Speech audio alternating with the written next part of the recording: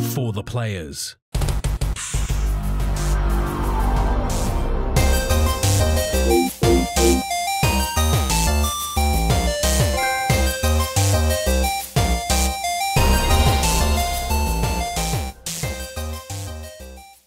Ted's was always this weird little time where I just kind of sit here and say a bunch of nonsense until it hits 18 seconds. Then I go, I'm Ryan Betson.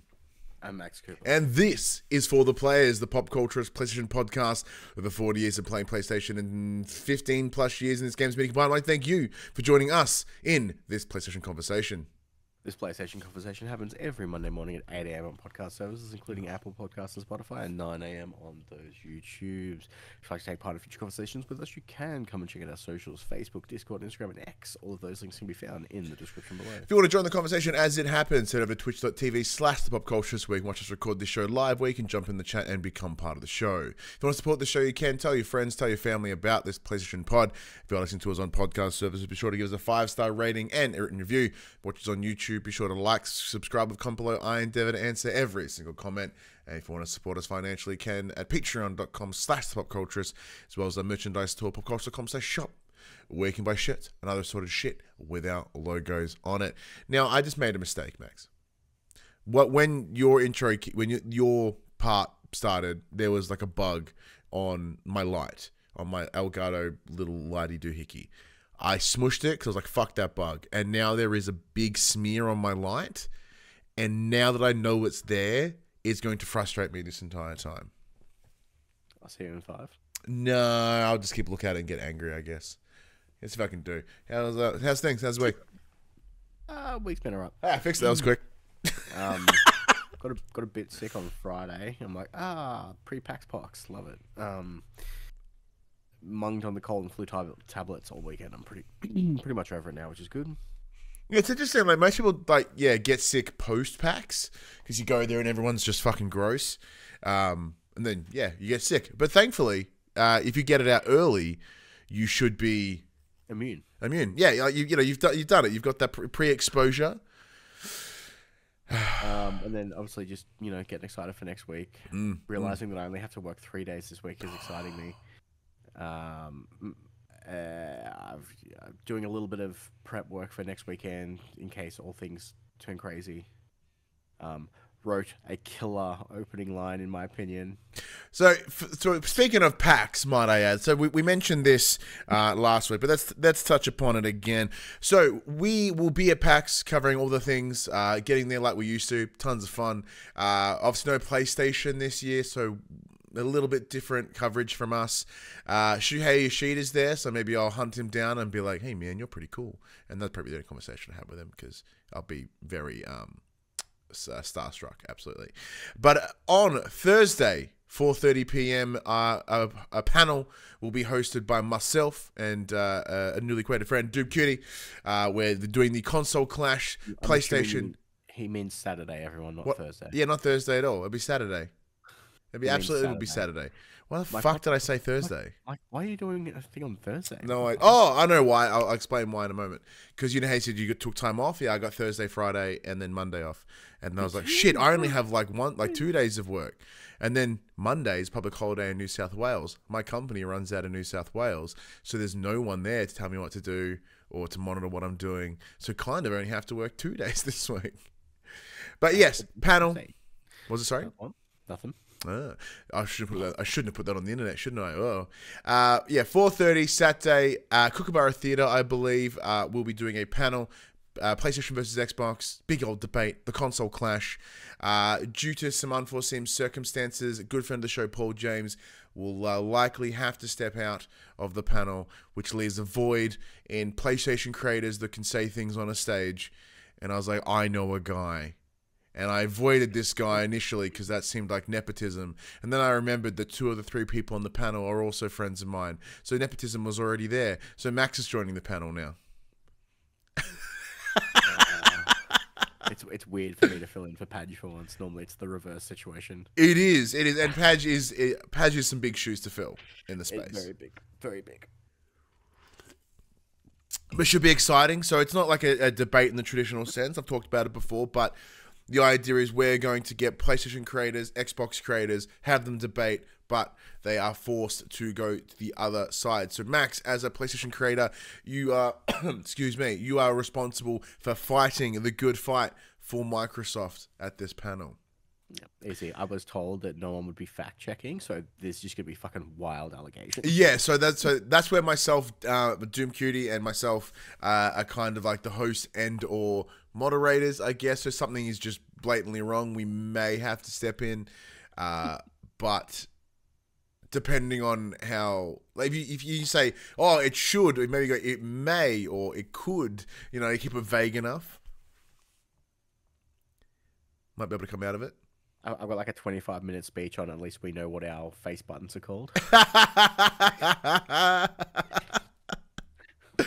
Oh, it's gonna be a treat. But no, I am very, very excited for PAX. Like, it's interesting. This is the first year that we're sort of doing something like this, because I've said I'm on 2 panels. On this one, which I'm hosting, which is insane, and then excuse me, later that night I am as part of another panel. Yeah, it just feels interesting to be doing that, because it makes PAX feel different.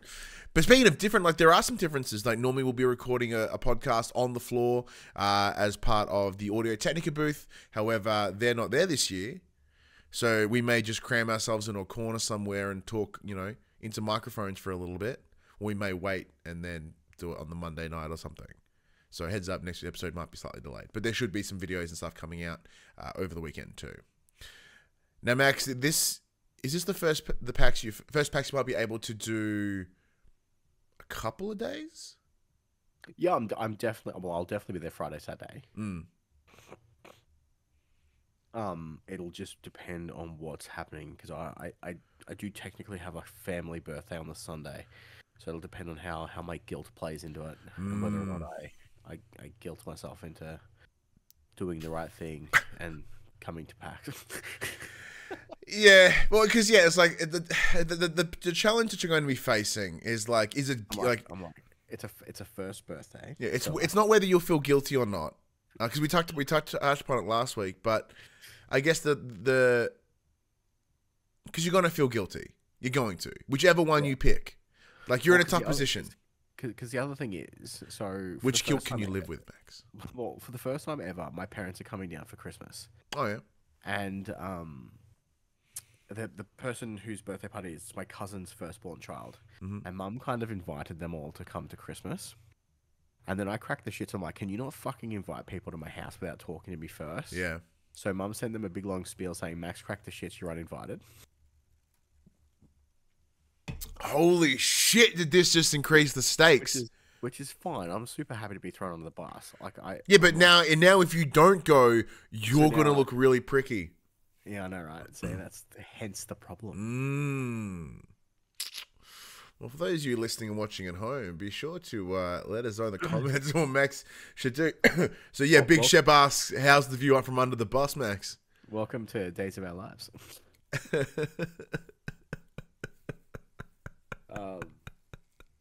No, I told her to throw me under the bus. I'm like, make me the bad guy. It's fine. I'm quite happy to play the role of villain. I guess the real question is, like, would these my care factors are fairly small. Would the cousins watch this show?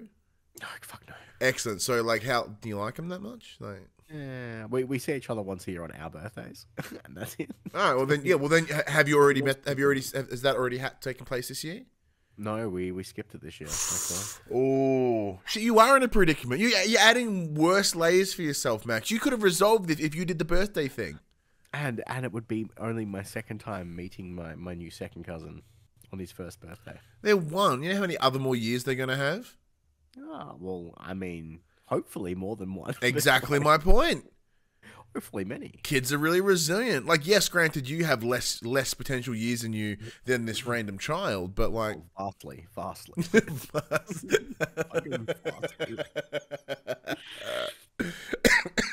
But yeah, my week's been pretty chill. I haven't had to dodge any birthday parties. Thankfully, did have a wrestling show this weekend, so that was lovely. It was really, really good show. I enjoyed it. Driving back was rough because it's over in Seaford, which is the other side of Victoria, the state that which we live in. So we didn't get home till about 1-ish. and then because obviously had a child, because he slept before we left, woke up, was awake the entire drive, so there was a little bit of energy when we came back. I'm like, all right, how am I going to get him down before like fucking 3 in the morning? Pillow. Yeah, that was the option. I was like, just fucking full Nelson, just like choke him out, like, fucking, and put him down. You tried those like the melatonin tablets? Yeah, I was just going to punch him in the face directly. I didn't even think about medication. Same but different. Yeah, so give him the left, right, could not. So thankfully that wasn't too bad. He did get us down pretty quickly after some struggle, but he went. No, he fell asleep pretty quickly. Thanks to him. But yet, of course, because of the daylight savings, we've lost an hour of sleep. So suddenly the room got brighter way earlier than it should have, and I wanted to die. So I am a bit knackered.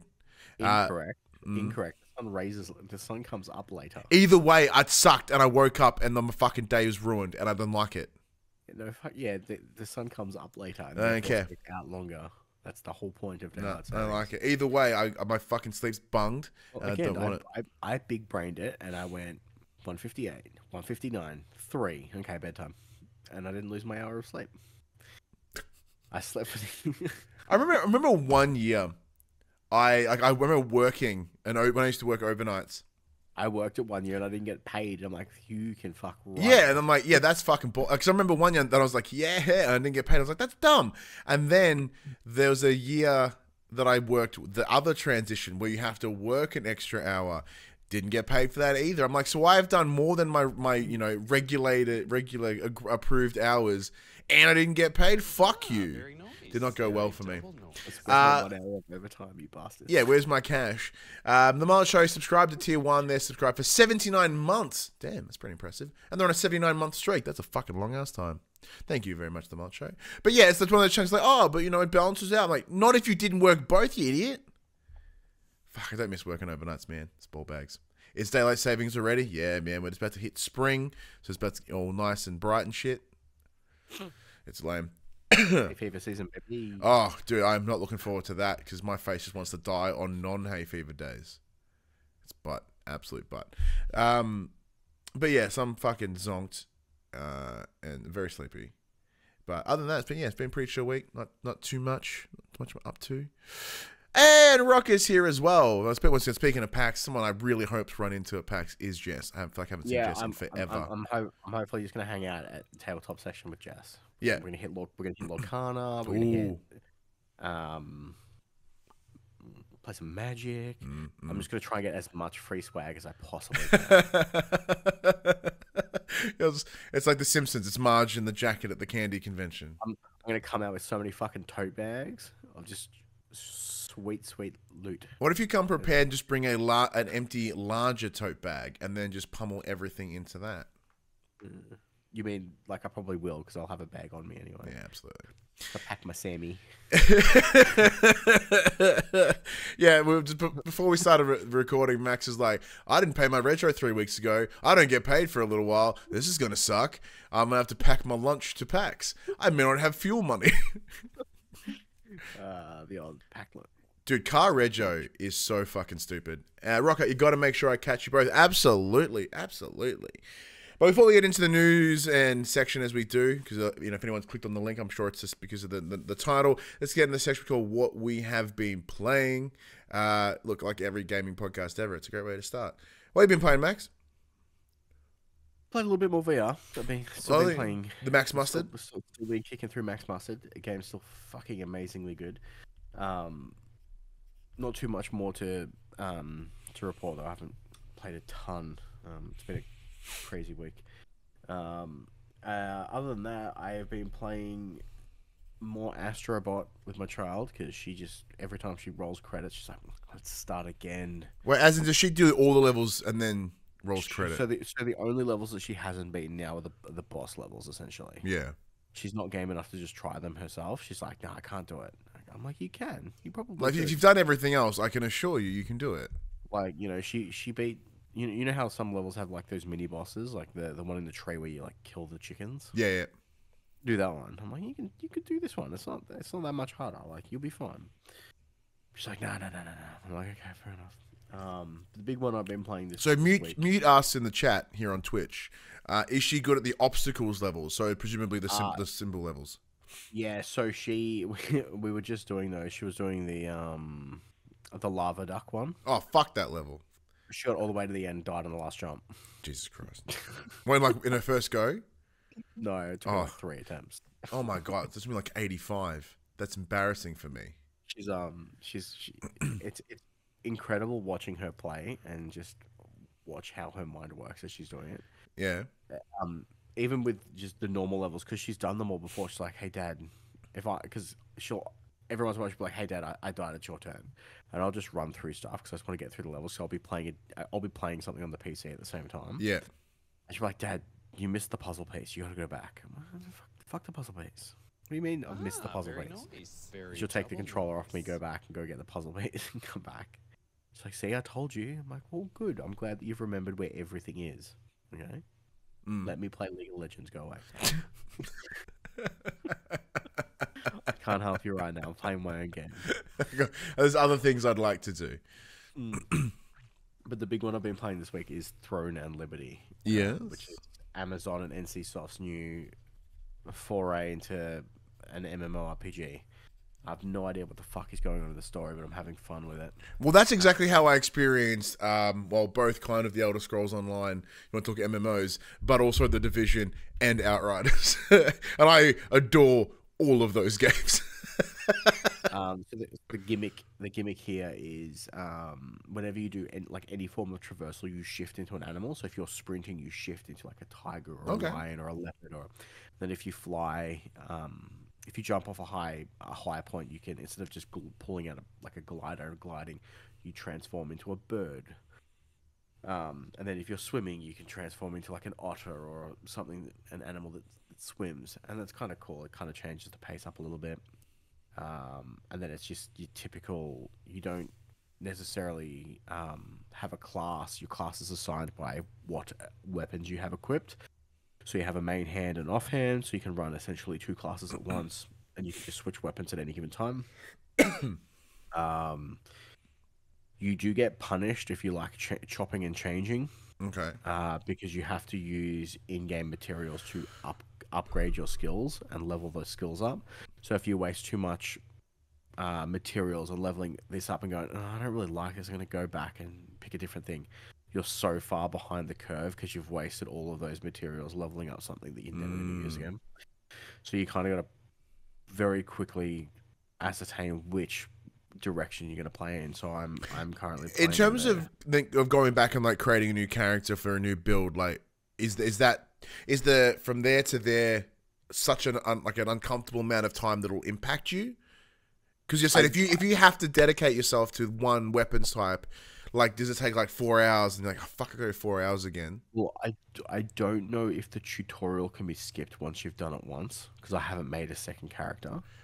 So assuming that the tutorial... Oh, sweet. All right. The Reverend Puck is in the chat filling us up with, I don't know what the story was in this game or that game or this game. We're now getting the updates in the chat, and I love it. So, to confirmation, The Division was about a Russian man makes flu, taints money. Oh, I knew that part. Spreads on Christmas. Yep. Aaron Kerner kidnaps him and wants a stronger flu.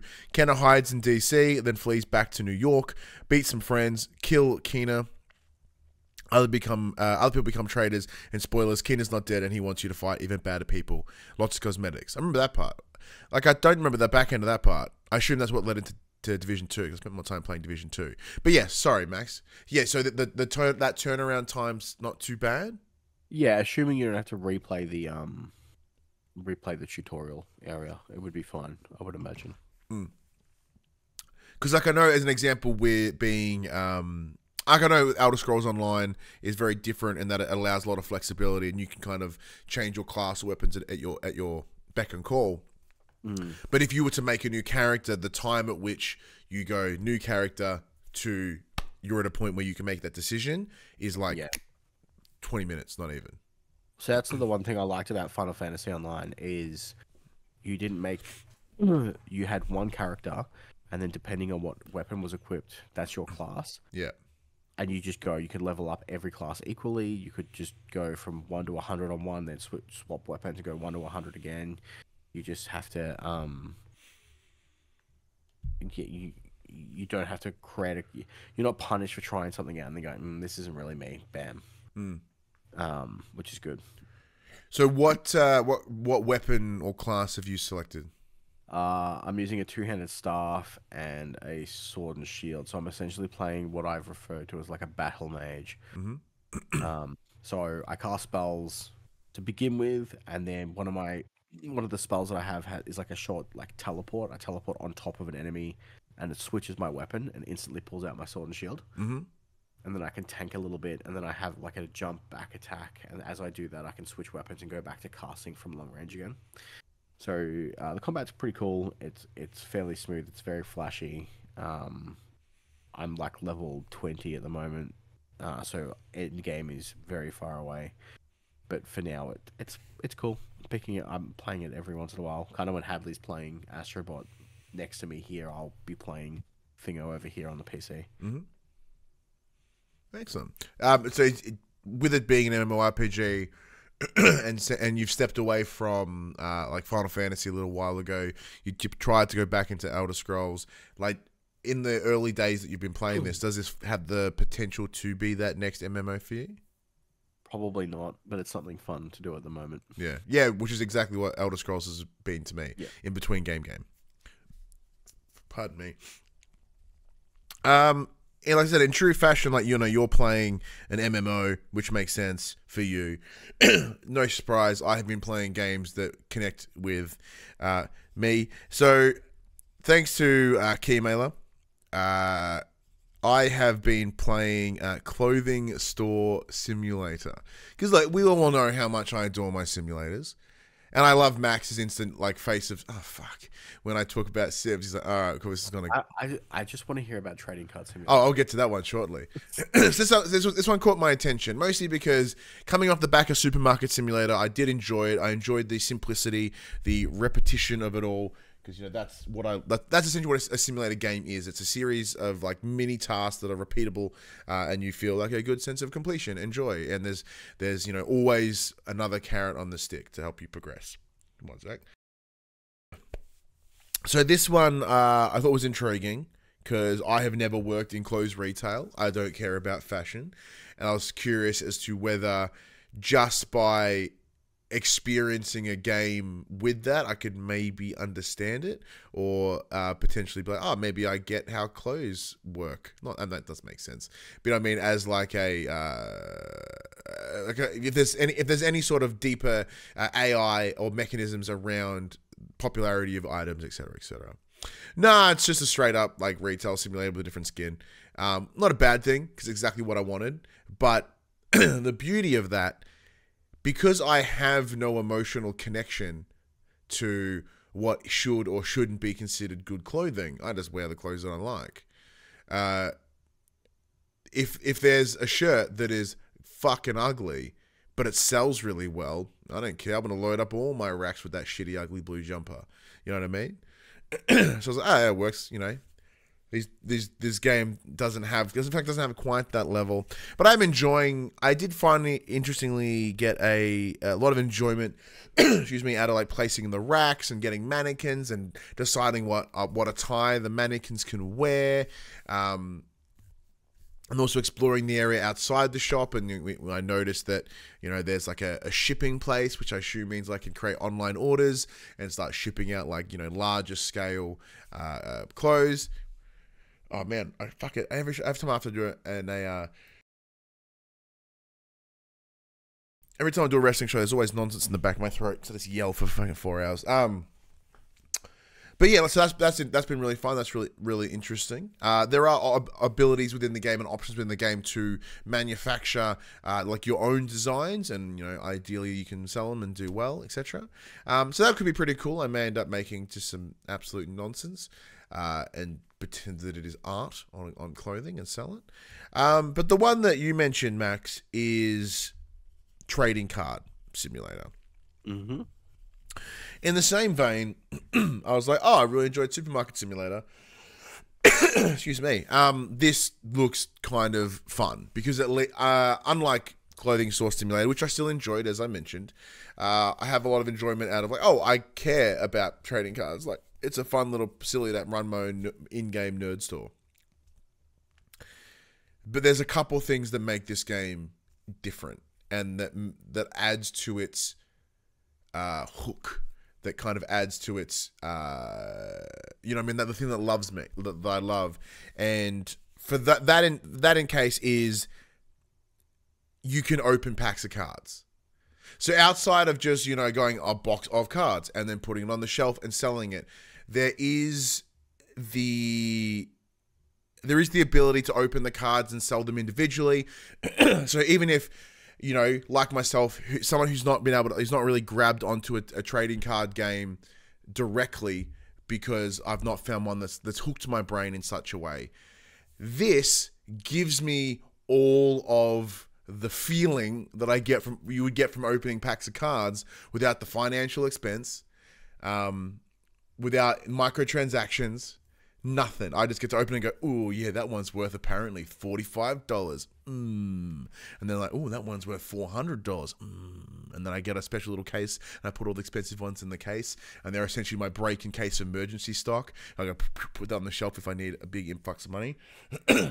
And second, and I really do find it great that Commodore 256 has jumped in the chat and goes, does that game have smelly Yu-Gi-Oh players? Now, the cards in the game are not Yu-Gi-Oh! They're called Tetramon. They're very clearly a take on Pokemon. So and Nintendo will too? Yeah, possibly. But they're absolutely different. Like, there's no remote similarities in many of them.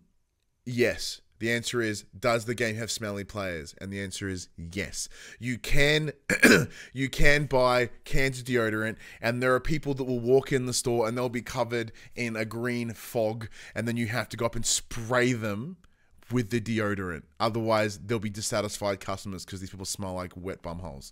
It rules. And nothing makes me happier because I'll just be standing at the counter, just like, boop. Hey, some guy comes up, he's got like 6 packets, I'm like, boop, boop, boop, boop.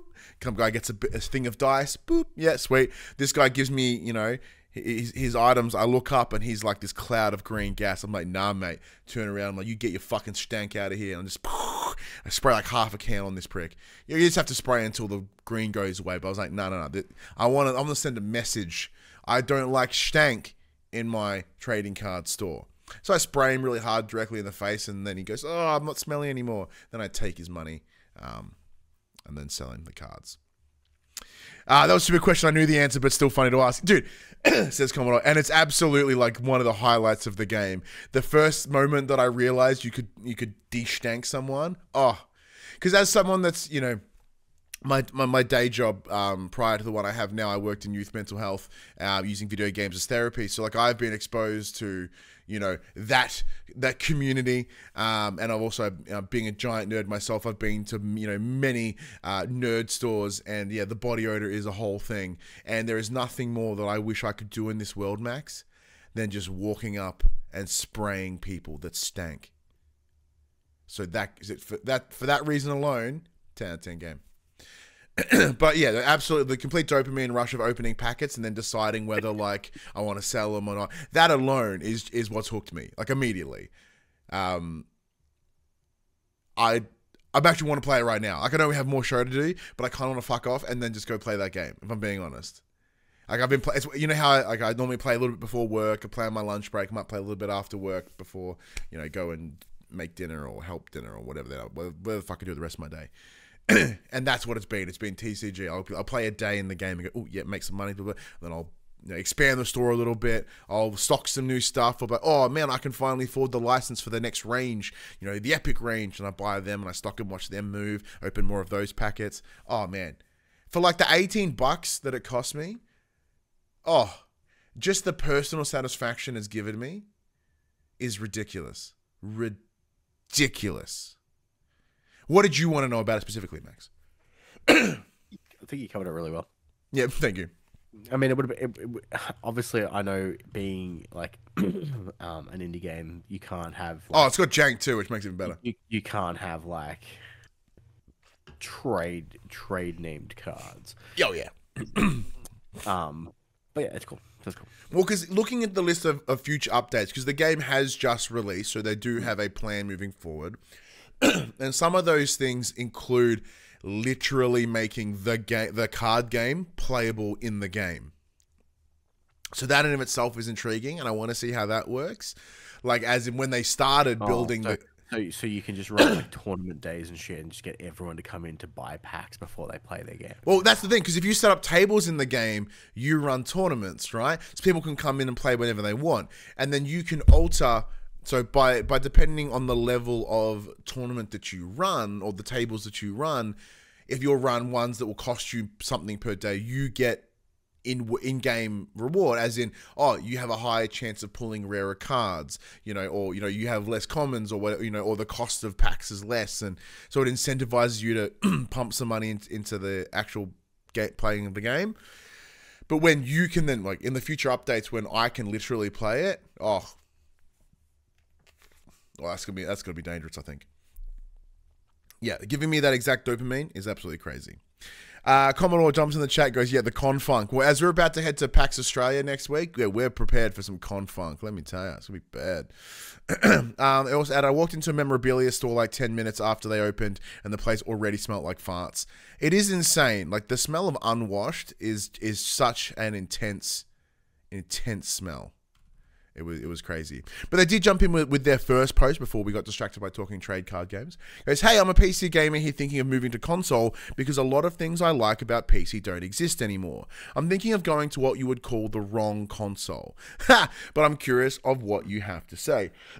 So my assumption reading on that con is, I'm just gonna write this down in the things in my thing. So my assumption here, and they're in the chat here on Twitch, they can jump in and add. I'm reading this as Con is contemplating leaving the PC world to head into the consoles, and contemplating buying an Xbox is my assumption of the wrong console. Now, granted, we're a PlayStation show, we also don't really care. It's just kind of, this is what we play, this is how we play. That's our preference. Max, what's your advice to Commodore 256? I mean, going the Xbox route makes sense. You get your Games Pass, you get that, you get the option to play on PC and Xbox. That way, if the console doesn't work out for you, you've at least still got that content available to you via the PC. It's just, yeah, depends on what it all comes down to personal preference and what you want to get out of it, and how much you're willing to buy in, and how much and what kind of games you enjoy playing. Because if you're just playing those third-party titles, if you're just a COD player or one of those like annualized games player, there really is no reason to not go Xbox for that.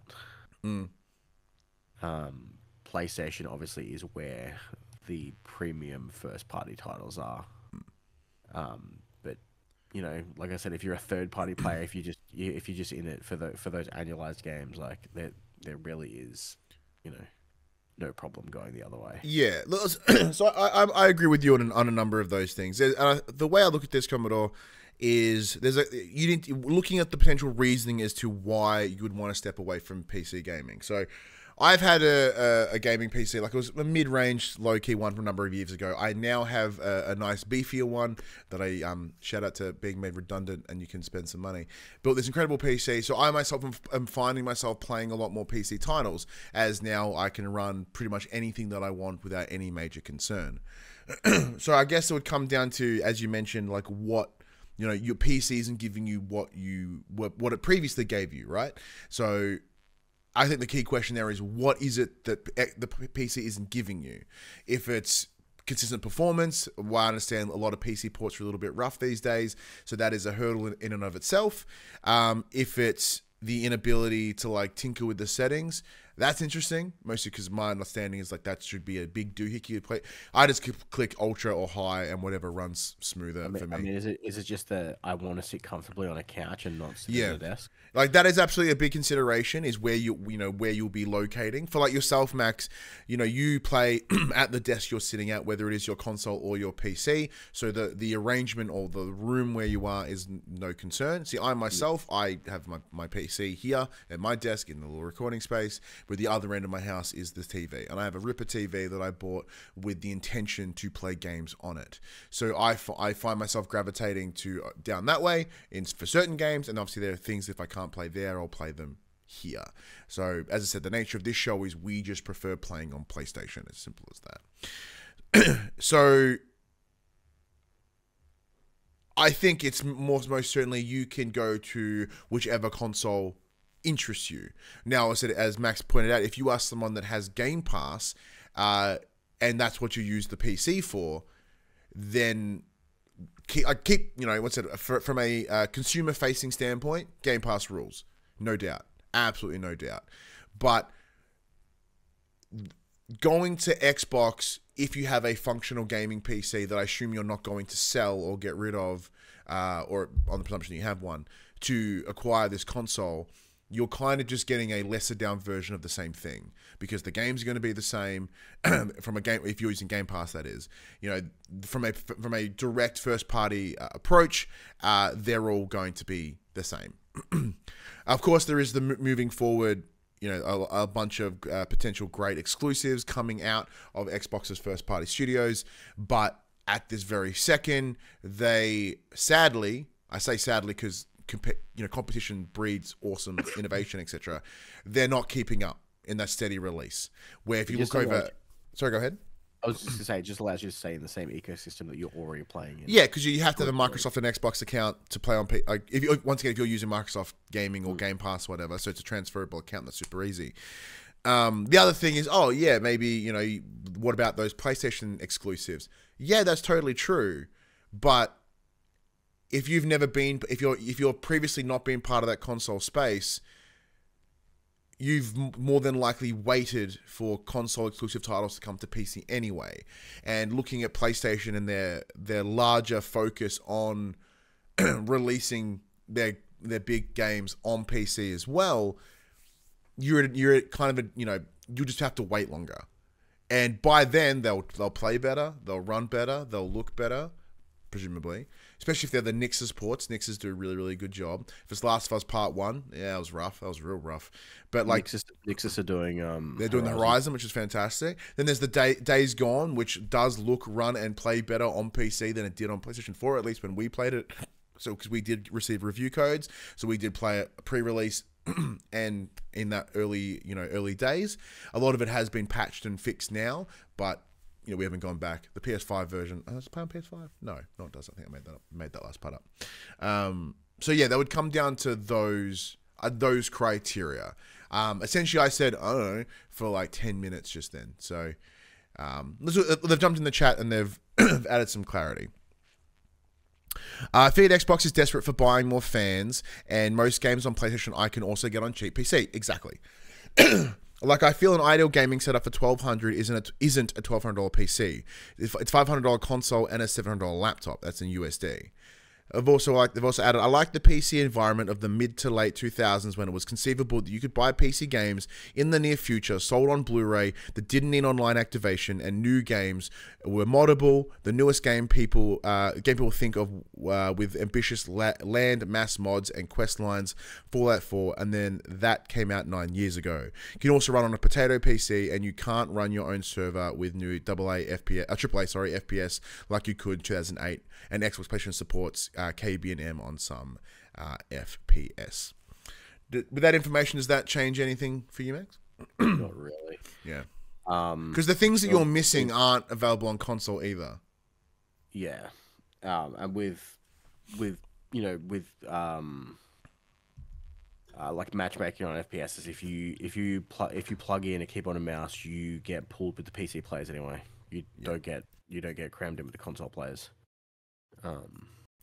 Yeah, they're real sticklers about that now. Yeah, and absolutely right. Like, so yeah, that will come into play as well. But in terms of sort of the game's mods, etc., not really an often thing. It's been a long while since, as far that I can recall, where PCs didn't need online activations, etc. It's interesting. Like, I know that Digital Foundry, etc., have done those recent things with the PS5 Pro, like, oh, you can't make an equivalent PC. And that's true. But the difference is the PC has such a staggering more use cases than a console. On my PlayStation, I can play games. Cool. That's it. So they have the ability to make purpose-built hardware that can do that.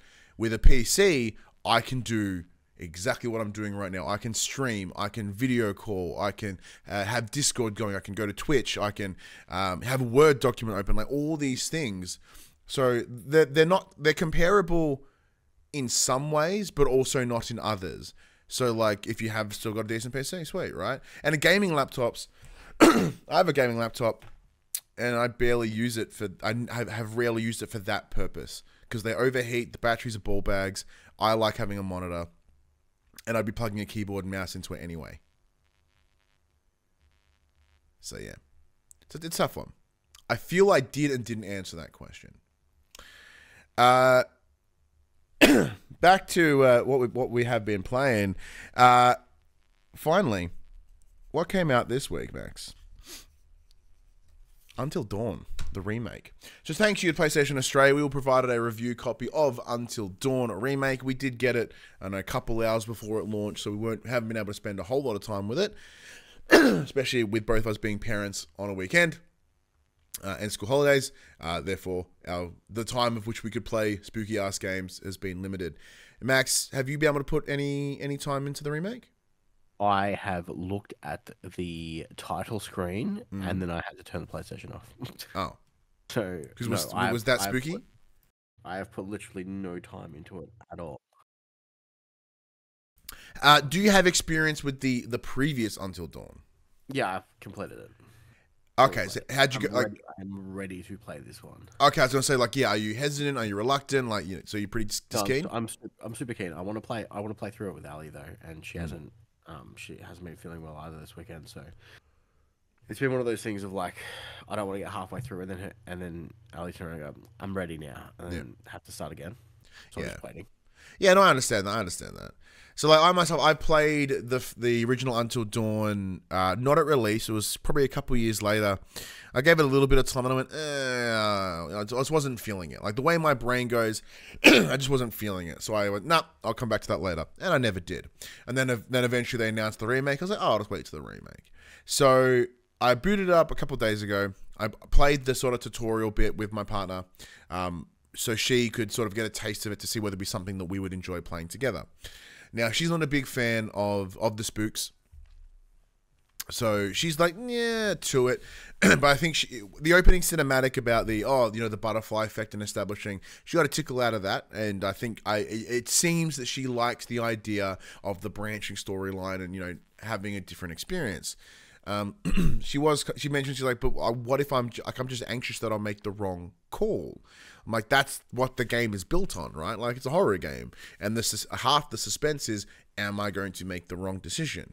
Am I going to kill the people? Or do I want to kill the people? Because, some of them are bastards. So, that was fun. And then today, as myself, my partner Phoebe, my housemate Ange, and my mate Craig, we were all around in the afternoon. And just before we came into here, I was like, let's boot it up. And together, we'll do all the choices.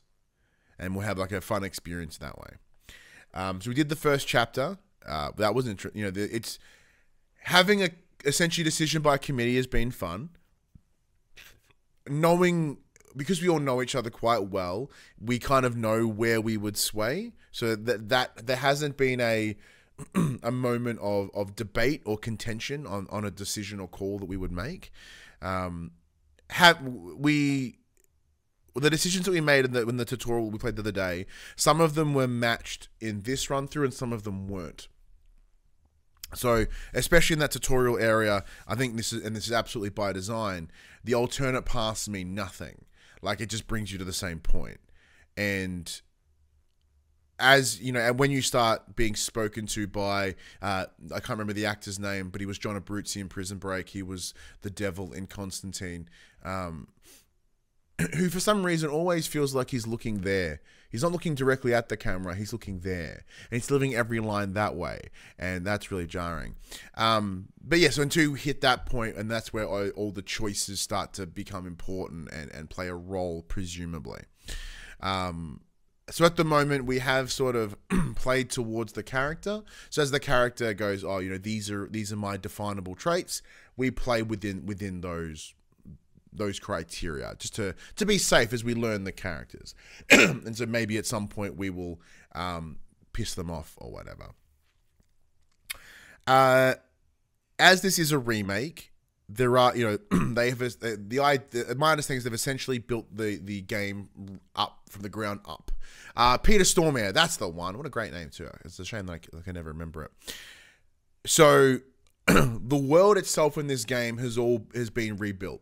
They are still using the same character models in terms of like the bones, right? Like the motion capture, the original audio tracks, and as a result, there are moments where that looks a little bit fucked.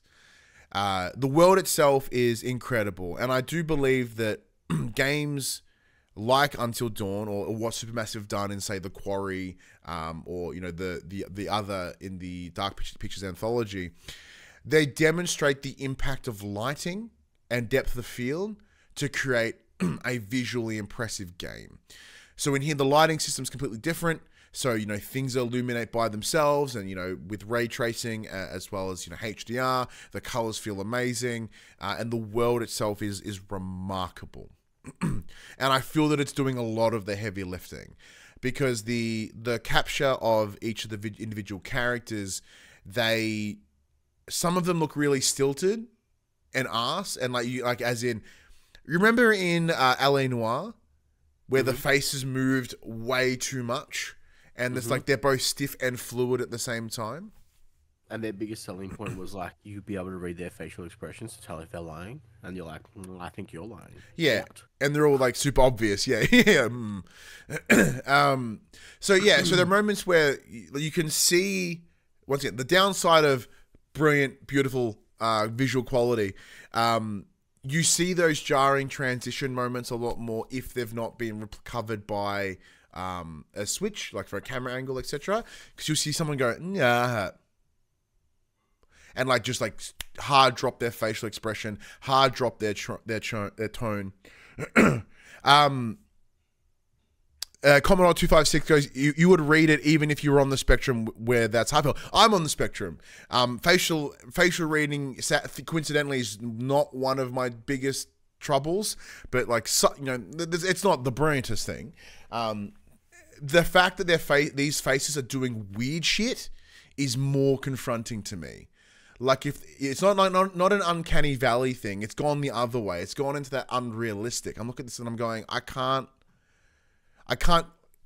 grab, I can't connect, because everyone's faces is doing fucking weird shit.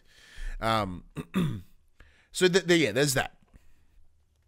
The performances are as fine and janky as they were. Like, you know, even though you've got the likes of Hayden Pepperoni,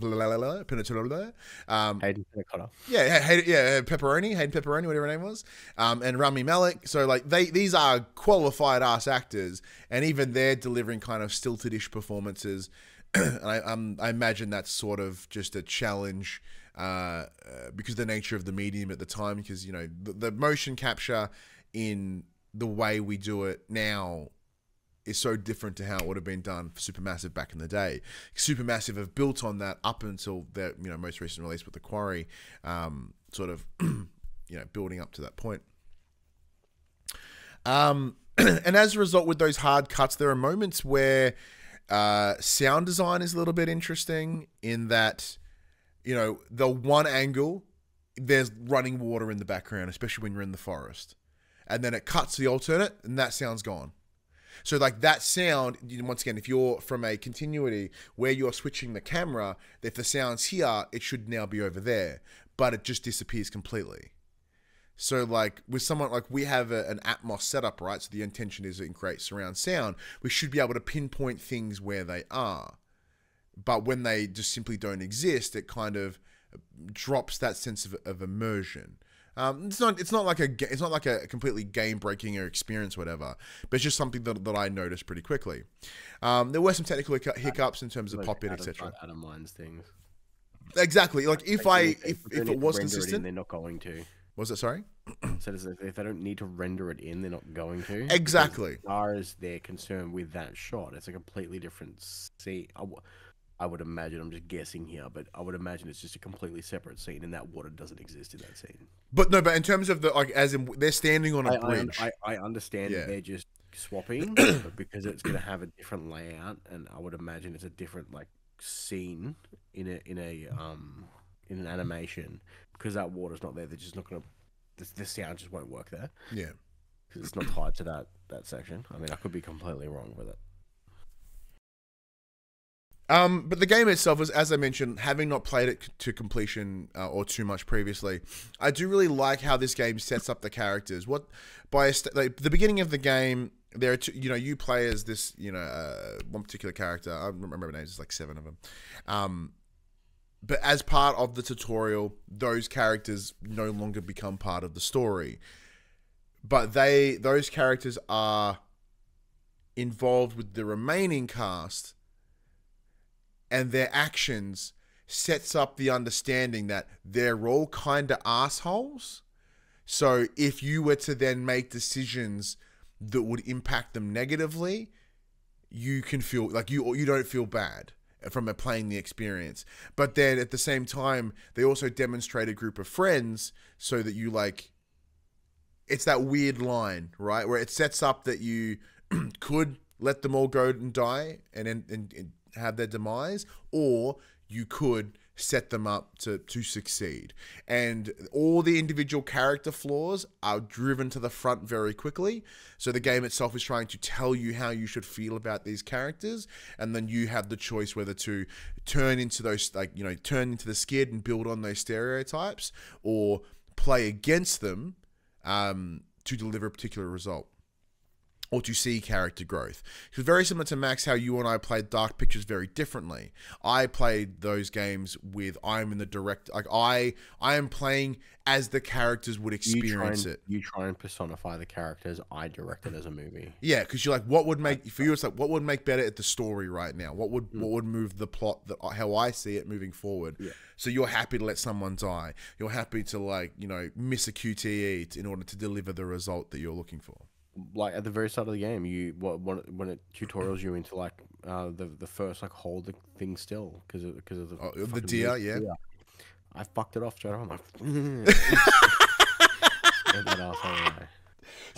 I'll deliberately do shit. I don't give a fuck. 45 minutes later, you're like, "Hey, you want to shoot this squirrel?" Like, yes, bush, because the game implies you probably shouldn't shoot the squirrel, and you're like, "Bang." Yeah.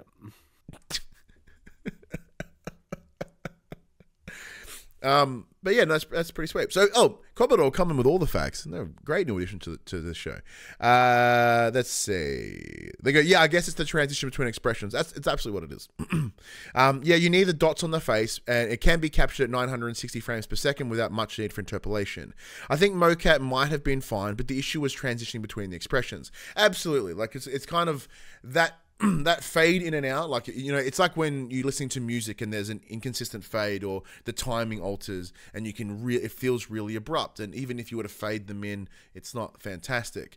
But it feels almost as if they delivered the performance, and then they looked and went, oh, hang on, the subtle nuances in the expression aren't being picked up. Let's turn everything up 15%. So suddenly a smile that would just becomes, you know what I mean? It's just in order to make sure that comes across, to remove that minor, to amplify the nuances, which in and itself makes them redundant. But I feel like that they weren't confident in the subtle performances delivering the outcome. Where if you look over at games, which granted, rose-tinted glasses, absolutely adore them. Games like God of War 2018 or God of War Ragnarok, it's those smaller details that Christopher Judge delivers in his performance as Kratos that makes you go, oh, ooh, yeah, and you feel, and you're looking for it, and how he just, moves his cheeks ever so slightly, or darts his eyes, or these little minor things. But yeah, it feels like they've just gone to ensure that you are, not dumb and misreading things. Saying that though, I'm enjoying the shit out of it, and I'm very keen to go back and play some more. Because I was what was the VR game? Until Dawn, Rush of Blood. I really enjoyed that, but it kind of was more of an experience rather than a direct sequel or feeling within the game. But yeah, you wouldn't mind seeing it through a bit more. Max, as you mentioned, someone that has played it before, like, has anything that I said like made you happy, made you sad, and can you overly express it in your face for consistency within the game? No, I cannot express it on my face. Consistency in the game. Look, I'm keen to play it. Like I said, it's one of those things that I don't want to play solo.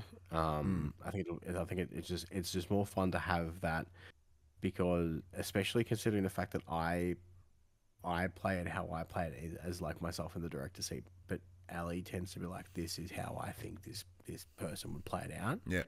And I'm like, that's fine for you, but I think it's gonna be fucking hilarious. You're like, but I have the controller, bitch, and then they fucking scuffle. So, now we played in the, I don't know if it's the same now, but in the other game we played with controller each. Oh, So yeah. there was no fighting over it. It's the controller's in your hand. You do it how you want to do it, And then it randomly picks. Do it, and we don't, fucking, yeah. Nice. No, we didn't. I didn't check to see whether that was something that was included in this. We just played with the one controller because it was just easier. Yeah, that was really good. I'm enjoying it. I guess I'm keen to see more. It does feel like we're heading into October. Now, granted, here in Australia, it's not the same feeling as like, Halloween, October. Oh, it's autumn and it's all spooky, whatever. But like, we as a Western country have certainly taken the influence from the US around Halloween. And like it's October, I'm like, yeah, let's get spooky. So like I am, I'm feeling that like with the Until Dawn, like, oh yes, it's a good beginning with Silent Hill coming next week. Like I'm keen for that spooks as well, and that game's reviewing incredibly well, which has me very excited. Keen to check that out. But I think that kind of hits all the games that I have played this week. So Max, let's get into the section we call Inform the Players. We tell you about what happened this week in PlayStation. Let's talk about the funny story. Let's talk Scalpers v Snitches. So annoyed and disgruntled PlayStation fans who are unable to secure any pre-orders for the 30th anniversary PS5 Pro bundle. I did not get an email from JB, did you? Nope, sure didn't. Okay, so for context, I didn't. But I only ticked just the PS5 fancy pants, big honkin' fucking 1700 nonsense. I ticked everything. Got nothing. Yeah.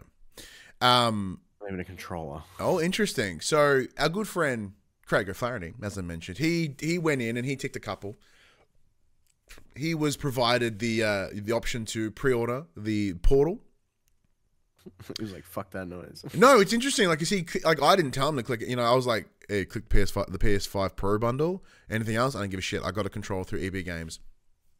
All I want is the PS5. If you can help me do that, it'd be amazing." So he ticked it on his own accord.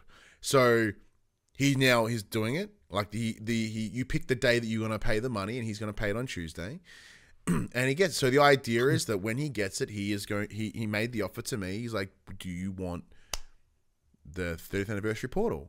I was like, "What? We'll just swap the one that I have." And he's like, "Yeah." I'm like, fuck yeah, deal. I gotta spend any extra money, and I just do a swapsies. They get one. It's all screen protected and doing all that, proof of concept that it works. So big win. I didn't have to even worry about scalping or sniping or snitching.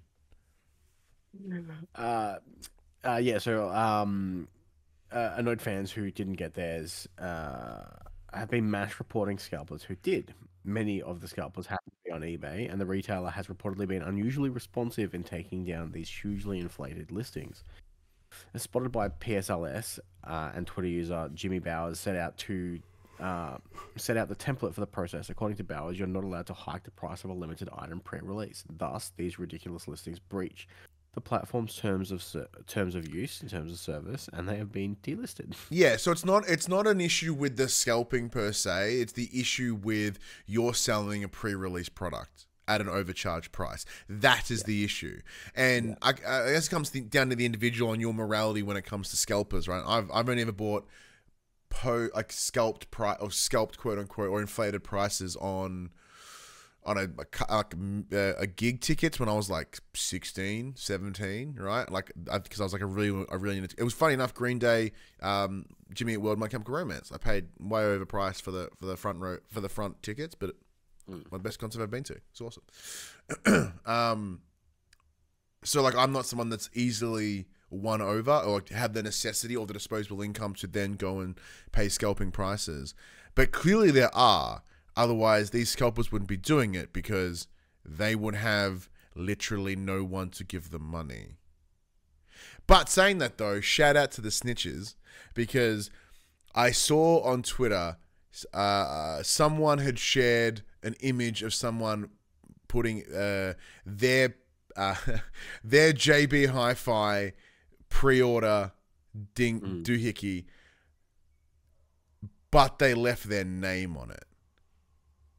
So like the idea is like they could go, well, we know exactly who that is, and we can can that pre-order and resend out an email. Now I don't know whether JB Hi-Fi did that. I assume it was brought to their attention, but we'll wait and see on that. But then the question is like, does that then get redistributed, and then someone randomly will get emailed? Who knows? Who knows? What's your stance on scalping and all this in general, I suppose?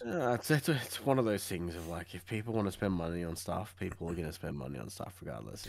That's true. We can't judge how people spend their money. That's true. But like, yeah, it is the perceived worth of an item is depending on what the person who is buying it is willing to pay. It's like trying to deal with fucking Facebook Marketplace assholes. Oh, goddamn Facebook Marketplace. It's like, will you take this? I'm like, no, it is set at this price because this is the price that I will take. If you're not interested in it, fuck off. Yeah, we've long discussed my my hatred for the haggle. Like, well, don't haggle me. I told you the price. If I didn't want to pay the price for advertising, I wouldn't talk to you. Because like I used to work in sales, like a very long time ago. I used to work in sales, and I loved the haggle. They'd be like, I was working up in Queensland. I was working in a furniture store, and someone would come up and they'd see the price, and be like, "Hey, if I pay cash, can I get it a little cheaper?" And I'd be like, "Let me see what I can do for you." I'd walk back to my computer and punch in a fucking number, see how much it cost me to, acquire this item, and they'd be like, "If you want to do cash, I'll do 200 less." I'm like, cool, bargain. I'm like, yeah, bargain. I'm still making $1,400. Yeah. So like, I love the haggle. The haggle's fun. No, I hate the haggle because I walk in, I'd go, well, that's not what I'd pay for it, and then leave. And then I'm like, all right, well, I'll go find somewhere that has something similar that I want and that isn't that price. Don't try to fuck me on prices, otherwise you don't get my money. Capitalist scum. No, it's the exact opposite. No, what I'm doing is the fucking straight up free market. Yeah. I dictate where I purchase. You're going the old socialist, like, let's barter for it. I'm like, no. I love the barter. No, the free market says I dictate what I want and you dictate what you want. If they align, brilliant. If they don't, then they'll fucking talk to each other. I don't have to buy through you. If you're the only place, then fuck you. Yeah. Don't know what's going with that one. But, Max, Xbox is apparently asking, what about me? Not the hit song by Shannon Knoll, of course, who was a cover from another guy who's, I don't remember. A blog post on Microsoft's game developers website has highlighted the firm's intention to learn why Xbox is being skipped over in favor of other platforms. It's no big secret that certain developers have faced struggles with the Xbox ecosystem in recent times. The biggest example is Baldur's Gate 3, which is delayed on Xbox because of the Series S console's inability to completely run the game in split-screen mode. There have been problems in other areas too. The studio behind Inotria, The Last Song, made public its struggles to communicate with Xbox, leading to a lengthy delay. Similarly, the makers of 2D Metroidvania Hack, it's in capitals, are bringing the game to PS5, but skipping Microsoft's platform entirely. The new push from Microsoft to improve its relationship with developers is perhaps a result of missteps such as these. It's, quote, all about giving some developers what they need to feel empowered and supported by Xbox, end quote, reads the blog post. Xbox's principal user researcher, Dr. Deborah Henderson, says she wants to hear from, quote, everyone who works on games or helps support game studios because it can make your life easier. It makes gaming better, end quote. Most interestingly, the scope of the research extends to those not making their games for Xbox. Quote, if you aren't on Xbox, we'd love to know why, Henderson says. They add, and honestly, if you're using our competitors' products, you probably have a great perspective we could learn from, end quote. Who wants to jump on this first? Because, whoa, I got things. I just want to talk to the people that they aren't purchasing. Yeah. That makes sense. Absolutely. Why put my games on Microsoft when that platform has conditioned their players to not pay for games? And Game Pass, we've learned very quickly, is not good in terms of providing, return value. But to be fair, just because you're putting a game on Xbox doesn't mean you necessarily have to put it on Game Pass. No, but that's the incentive, right? There are two ways. Either you put your game on Xbox and no one buys it, or you put your game on Game Pass and no one buys it because it's all part of it. Yes, you get a lump sum payout. And the understanding is, Microsoft will create an amount, offer it to you, and then if you believe that is more than what you would get if you were just to sell the game on that platform, you might want to take that risk. Yeah. But if you believe that you could do more by yourself, then you would decline. But yeah, as you mentioned, like PlayStation, by not having a service like Games Pass, obviously PS Plus is similar, but it doesn't have the day and date, etc. If you want to play it, you buy it. Simple as that. And because of their currently one SKU in the PS5, they're not having to accommodate the likes of the Series S, which, on paper, an awesome bit of kit. Digital only, runs all the same games, just not as pretty. It's a stack cheaper, win. But, and we're seeing that reflected in the data as well. I can't remember the exact percentages, but the sell-through of the Series S staggeringly outweighs the purchases of the Series X. So there's no chance, or limited chance, I should say, about Microsoft putting in recommendations say you can avoid the Series S if you want to. Because with a large percentage of console holders being that, they'll be forever hampered by it. It's the same reason a lot of good third-party titles don't go to Switch, because Switch can't run them. Are there any other factors we've not considered, Max? Because obviously there's the communication stuff. We can't speak to that because that's purely internal. No idea. I've never had to deal with Xbox as a developer. I'm not a developer, nor PlayStation. I can't say, that communication is better than somewhere else. Yeah. No, I think you've nailed it. Yeah. Because the only other thing would be of consideration would be like discoverability, right? Like, Switch, yes, people like the attach rate on Switch is really, really good, but you're surrounded by shovelware, so you can get lost pretty quickly if you're not some big honkin' fucking dev. And PlayStation are getting better. Trending that way. But they're absolutely trending that way. So I guess the question would be, Max, like if you were a developer, what would you do? Look, it's one of those things, like you want, you have that hope of you want your stuff to be seen by as many people as possible to give it the highest chance to sell as possible. But if it's one of those things of, they mentioned Baldur's Gate 3, more recently there's been Black Myth Wukong and all the, it's really hard to have to design for a lowest common denominator in the Xbox Series S. And because it's such a hamstring to the rest of them, if it's like, if we can't run on this, then don't release it on any of our stuff. And then it's like, well, I've wasted all this time trying to get it to run on this bastard. Yeah. We should have just not done it to begin with. And it's, you said, PlayStation has the one SKU. You design it for Currently. one. Currently. The Pro's coming out, but Pro is additional. It's not the baseline. The baseline is PS5. At least it appears that way. Because if we're looking at PS4 to PS4 Pro, like that was how it was established. Yeah. So. Sorry to cut you off. No, you're right. So yeah, it's just one of those things, I guess. Yeah, as I said, like as a developer, I'd make the same call, or at least unless there was I'm on the presumption that, like, if I'm a developer, I'm some fucking dingy ass little lower indie guy. I'm not gonna suddenly become the head of a good game. Not happening. So yeah, as we highlighted, like, it sucks, and it really does suck, because as I mentioned earlier, like, competition breeds innovation. Competition breeds quality. Right? If a company has someone to compete with, they make better shit because they need to demonstrate that they are better than the other guy. So yeah, it's, you know, for like the hardcore stupid fanboys, the idea of PlayStation mopping the floor with Xbox should be like, yeah, hey, well, not really.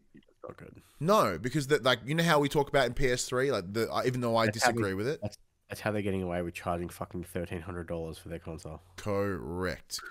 Yeah, absolutely, and that's the thing. Like, without the lack of competition, I don't believe I have issues with the expression, but the arrogant PlayStation, right? The arrogant Sony, with the calls of PS3, and even if we're heading into now with like the exorbitant price of the PS4, the PS5 Pro, without altering the PS5's price, because they're like, well, we're gonna sell them anyway, so why fuck with them? In the chat, Commodore 256 jumps back in and says, what do you think of the 9th gen being bad? 4 years in, there are so few games exclusive to the 9th gen. Most are remasters, and third-party devs still making 9th gen exclusives as a bad business move. This seems like the backlog generation. Most of the games I'm looking forward to are ports of old games that are on PS1 that are being released on every platform. So for context, what Commodore is highlighting is the amount of games that are releasing on both, say, PS4 and PS5, rather than just exclusively on PS5. Max, bad business. Yeah. When there's still millions of fucking PS4 users that aren't PS5 users, it's crazy to cut off that much of a market base. Yeah. Same with the games just take longer to make now. Like, you're going to get the same thing. It's easier and arguably, I would imagine, cheaper to pump out a remaster or a remake than to spend time on R&D, creating a new IP, working on it, releasing it. You know, you're looking at 7-ish years these days. You know, it's when Vicky made the joke, the CEO of Larian, who did Baldur's Gate 3, is like, you can expect our game probably no earlier than 2029, but don't hold us to that, because it'll happen when it happens. You know, look at Rockstar. Rockstar haven't released a game in like what feels like 30 years. GTA's on 3 generations of consoles. Yeah, last was Red Dead 2, and that was what, 2018. Yeah.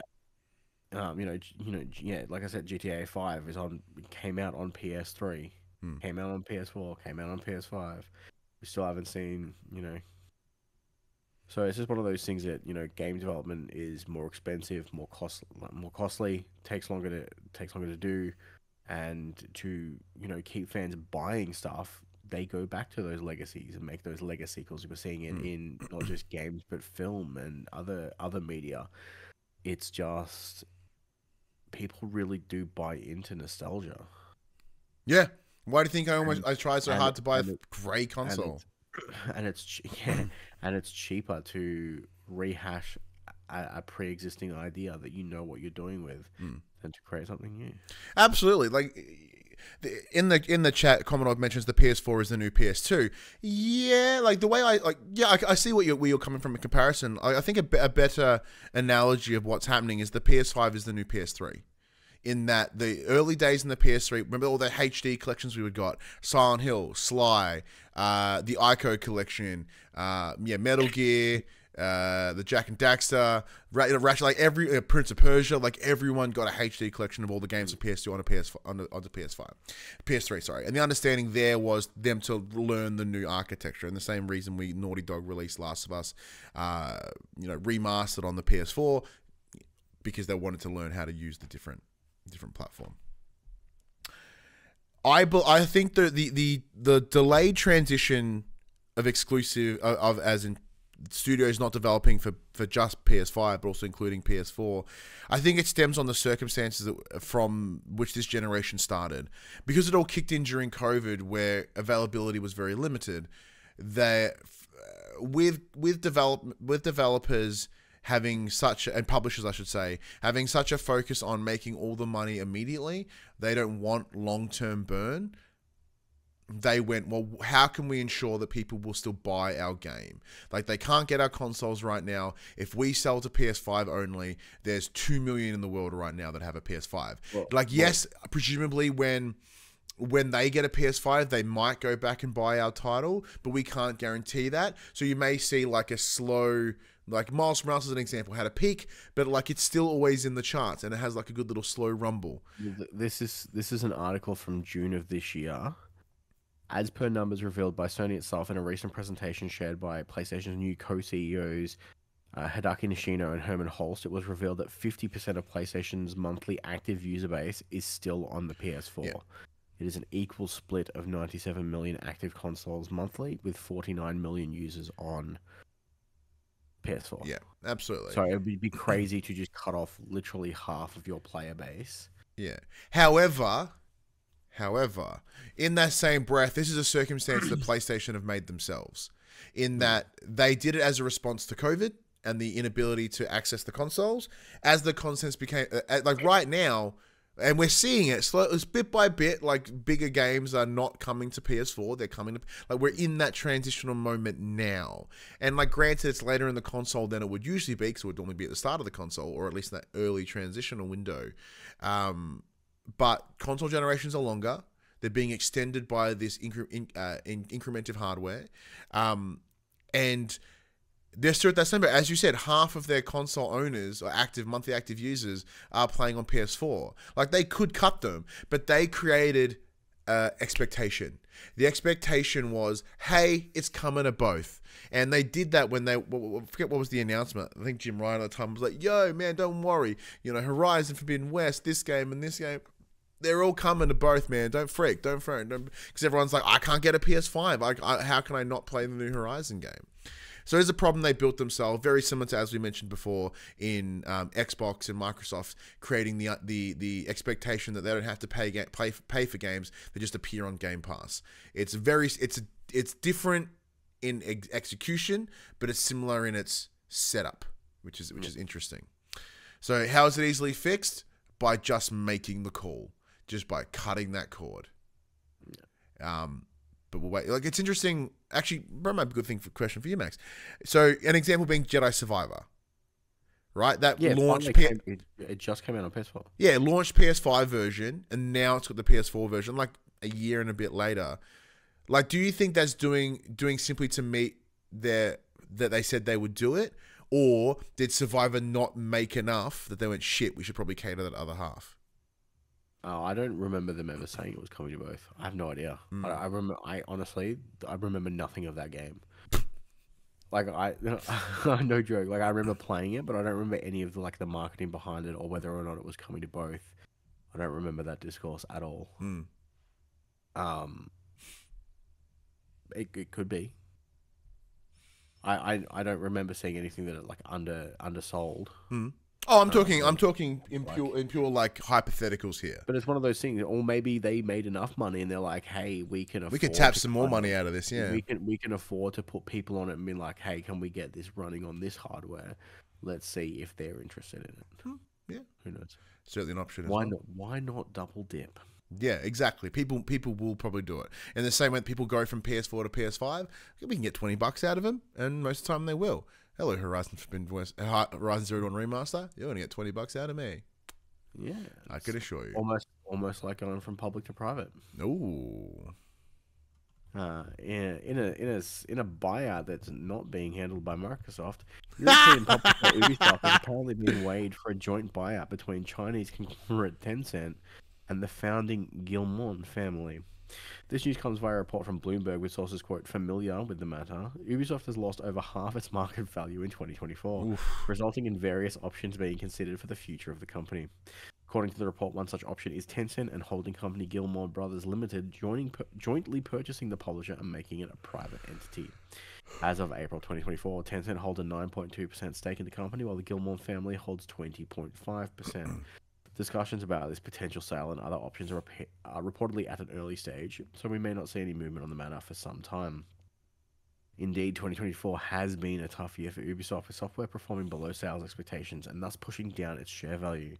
One investor has been pushing for the privatization of Ubisoft and even the replacement of CEO Yves Guillemot. With Assassin's Creed Shadows delayed, XDefiant underperforming, and Star Wars Outlaws also struggling to sell, it's fair to say Ubisoft has had a rough time lately. Yeah. Do we want Ubisoft to go private? Well, so this is the thing that fascinates me. Like, do you remember a couple of years ago when like Vivendi came out more like, you know, dun, dun, dun, we want to buy the fuck out of Ubisoft and we're going to do a hostile takeover. So if anyone wants to sell their shares, hit us up. And then everyone's like, no, don't let Ubisoft be purchased. No, the kill. That was when like Ubisoft couldn't be touched and they were fucking killing it. And I do love that the second they've had a couple, you know, granted they've been rough, but they've been not horrible. They're just rough. Everyone's like, yeah, fucking sell, get out of here, go away. Yeah. So like, but that hostile buyout was also before all the like allegations of misconduct. Oh, so much misconduct. Like, you know, it's one of those things. Yeah, and like it makes sense for that reason why Tencent, you know, Chinese company Tencent, are like, well, you know, we treat people badly all the time. We'll pay you money. You know what I mean? Like for them, mistreating people is the least of their concerns.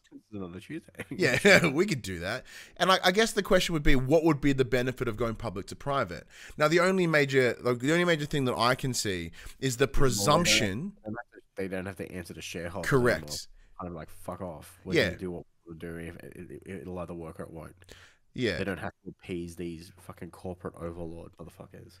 But at the same time, those pressures to have a product be financially viable is still a point of concern. So regardless of whether you're privately owned or publicly owned, the requirement of to see exponential growth within the capitalistic system doesn't change. It just, the external pressures are just slightly different. Instead, they become internal pressures. And the idea of, oh shit, we need money to fund this, suddenly becomes way harder. And yes, if they are being handled by the correct individuals, making them go public, as you mentioned, takes away that risk and that pressure and allows them to sit and suss it out and create a great product. Is Tencent the company to ensure that? Fuck no, they're not. So this seems way more of a desperation decision rather than this could be financially better. This could be financially better and creatively better. Like, we will make better products because of this. I'm sorry, I don't think you would. I guess it depends on what it is, because as it stands now, they own, between Tencent and the Guillemot family, they essentially own 30% of the company, right? Yeah. So they would need the extra, 70%. And if they split that 50-50, that's 45% each. Oh no, it would give Tencent, or yeah, not controlling, I guess. Well, once again, that controlling is still like, it's like, this is whereby this very second my brain's not doing what it needs to do. Like, to make it private, do they need to just have, you know, 50% plus one? No. Or is it like it has to be complete? Well, my presumption has to be removed from. My guess is no. Yeah, there can no longer be shareholders. Like, it's owned by, all shares are purchased. Yeah. It'd be complete buyout. Like, you can't. Yeah. There's no, the controlling stake is you own them or you don't. Yeah. Probably the only difference. What we got here in the chat here? Commodore 256 jumps in again and says, yeah, a company going private might be good for Ubisoft and the gamers. A lot of things that happen to companies that stupid is because of investor pandering. Or to once again, exponential growth, repeated growth. You can never have a dud time. Same stat. Whether you're public or private, that's the standard. Not even the corporate overlord. It could be just a bunch of people that bought 10 shares for $200. True. But like, their opinion matters less. You know, because it is all whatever. Imagine buying $100 worth of stock for companies you trust every month. There'd be collective madness. So I'm not a stock guy. I don't get it. It's just gambling for rich people, and I don't like gambling, and I'm not a rich person, so it's not for me. Just not for me at all. But yeah, I truly don't believe that Ubisoft as a company in the way they are now will get better, because I do wonder, you know, if this is on the presumption that by meeting their shareholders, it has forced them to create subpar products. Well, the other thing is are they gonna have enough money left over to do anything once they buy everyone else out? Yeah, that too. Yeah, where are they suddenly going to get investment from, right? Once again, if they're like, oh, all the politics or whatever that's in Ubisoft is like, oh, it's killing the games. Yeah, they're really going to like ensure that, the game is good and has, no, not for me. QUICKBITS, Max, as I write down that timestamp. Death Stranding 2's photo mode may affect the story, so make sure you take good shots. I presume if I take lots of zoomed in photos of what's his name? Norman Reedus' front area, will that affect the game? I don't know, Kojima's weird, and he's just like, he literally said, he's like, it may affect the story. It may affect their relationship with you, so you want to take good photos. See, so if you like make them all look ugly, maybe they'll just fucking hate you in the game. Yeah, or like if you take a bunch of sneaky upskirt photos of like Fragile's butt, or or you're looking right up Troy Baker's little Egyptian skirt. Does the game reward you? Because once again, I love Kojima, but this is the guy that made a character in a bikini just because she breathes through her skin, and that was his explanation for creating a sexy character that got all sexy in the rain. So, either or. Dragon Ball Sparking Zero, which coincidentally sponsored a match on WWE's Bad Blood today, which made me laugh really fucking hard. Pre-order numbers are higher than Call of Duty on the PlayStation Store. Good. That makes sense. You can go play Call of Duty for free. Yeah. Absolutely. Once again, people don't buy, But on top of that, I don't remember. I knew it was a spiritual successor to the Budokai Tenkaichi series, but like on the advertisement today for WWE, there's like, actually bam. Sure this is what it was called. I'm pretty sure this was like that's what it translates to, doesn't it? Yeah. So I love that big branding up the top, just like. Bam! I'm like, oh, sick, because that got me excited. I'm so excited. I'm hoping that I can play it at PAX. I'm hoping it's somewhere at PAX. I'm hoping Bandai. I believe it is. I believe it's playable at PAX. I'm not confident, but you go like hang out. Yeah, just do that for hours. Get my shit kicked. Like when we play Tekken, just get my shit kicked in. Yeah, look, I said like I adored Budokai Tenkaichi 2 on PS2. Loved it. I played it on Wii. Loved it. And then like Dragon Ball FighterZ was fine. Dragon Ball Kakarot didn't really grab me. But like if this is in the same vein as that game, which I adored, like suddenly I'm a lot more excited for Sparking Zero. So I'm maybe down for some bussin'. Lords of the Fallen sequel is to prioritize elevated production values. Now I didn't play Lords of the Fallen. That was the like the Soulsborne-ish ripoff. Yeah. This production values its problem? Yeah. Yeah, okay, good. Yeah, it needs to look better. The game was cool, but it needs to, it could be prettier.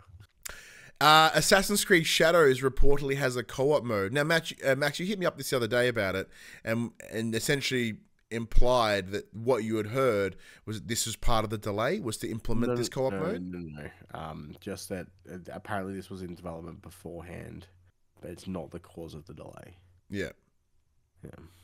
That's fine.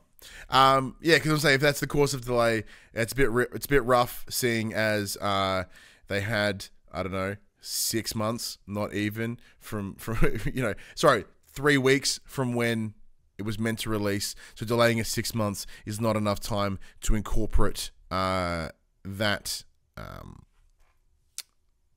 whole system. And because you played Unity, which I didn't play. So I've not experienced Assassin's Creed in the co-op fashion. Would it make this game better? I liked the co-op in Unity, but Unity itself was a whole hot mess. And if they're doing like, I think it would have worked well for what was the one where you played as the twins, Evie and the other one. I want to say Alonzo, but that's so horribly wrong. It's like old Victoria. Yeah.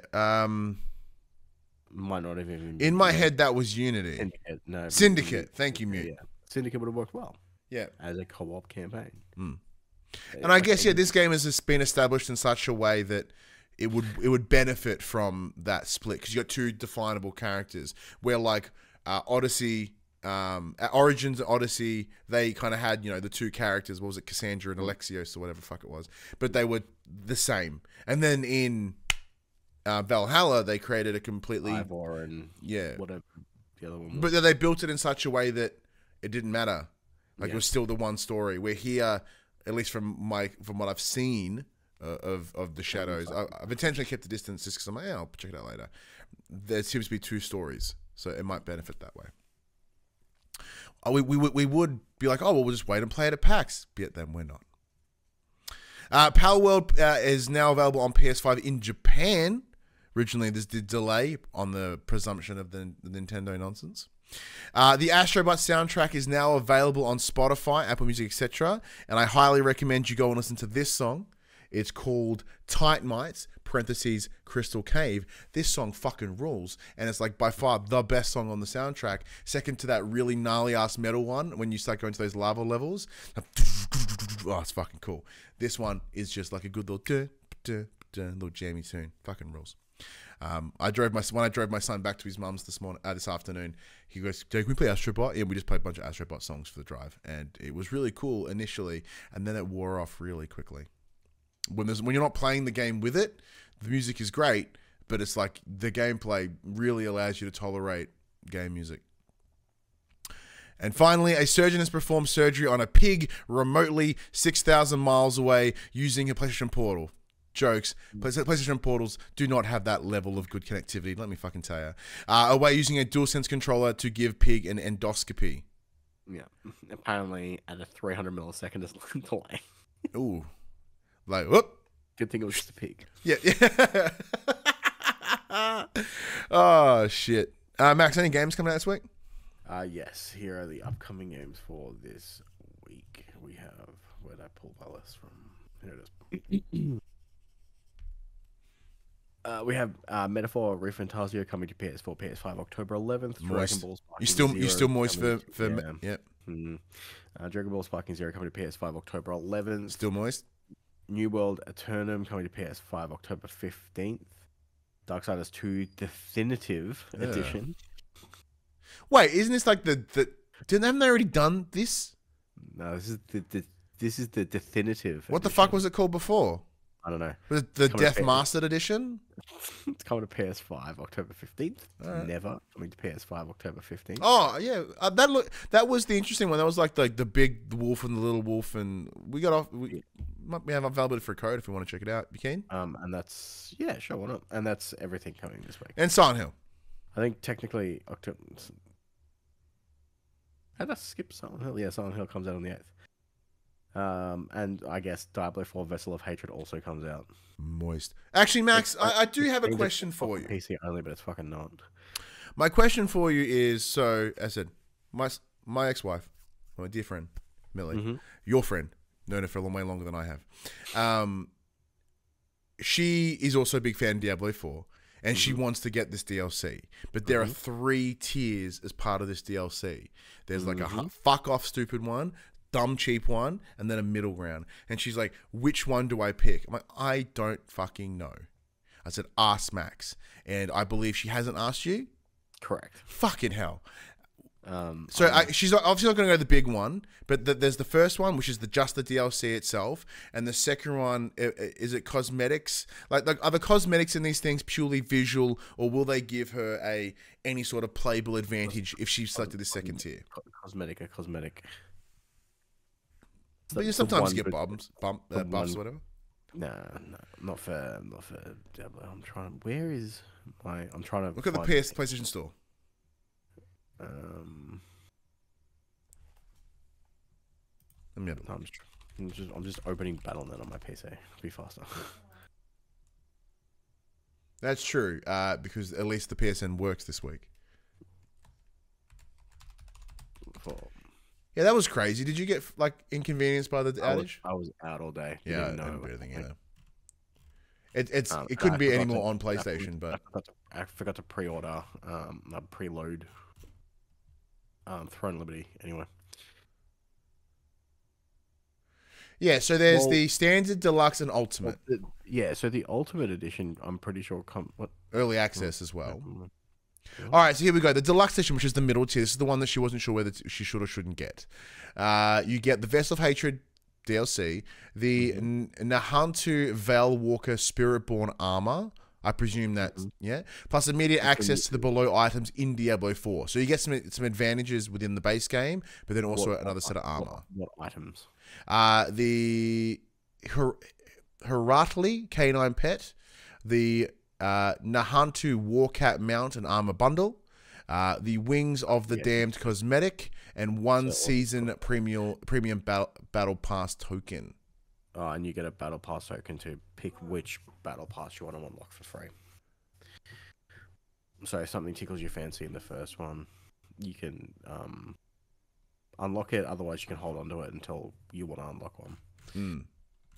Because like in the dots here, it's Diablo 4 base. Oh, hang on. Upgrading editions will not re-grant in-game items already on. Oh, okay. That doesn't change anything. So are they all like just functionally useless and just about making your character pretty? Yes. Oh, okay. Then you get the base game then. That's problem solved. She could have just asked you instead. I had to do it here because I forgot until right now. Because she's like, I'm like, I don't fucking know. I've never played Diablo.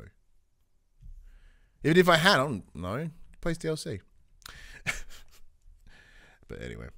All right, that does bring us to the end of the show. Big thank you for everyone joining us. Big thank you to everyone here on Twitch that jumped in the chat. That includes Mute, Big Shep, the recent big awesome chatter Commodore 256, as well as our good friend Craig at the Mullet Show.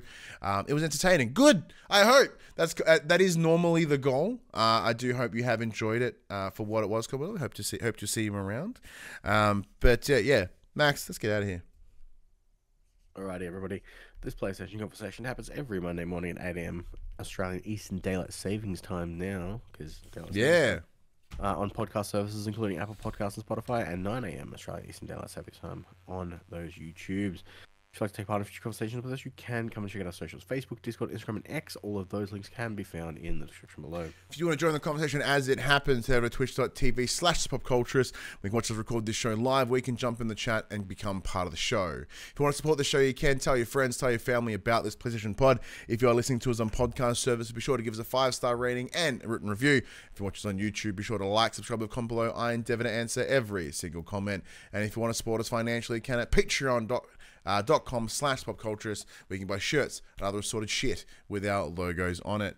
But until next week, which will likely be delayed because of PAX Aus, I'm Ryan Betson. I'm Max Cooper. And that was for the players. Now, on the off chance that Shuhei Yoshida listens to this show, because he is in Melbourne this week for PAX, hey, yo, dude, what's going on? Do you want to come, like, yo, SP? You want to come have a chat with us? We're going to hang out? There's a panel you might be interested in. You declined already? Nah, that's cool. Thanks, man.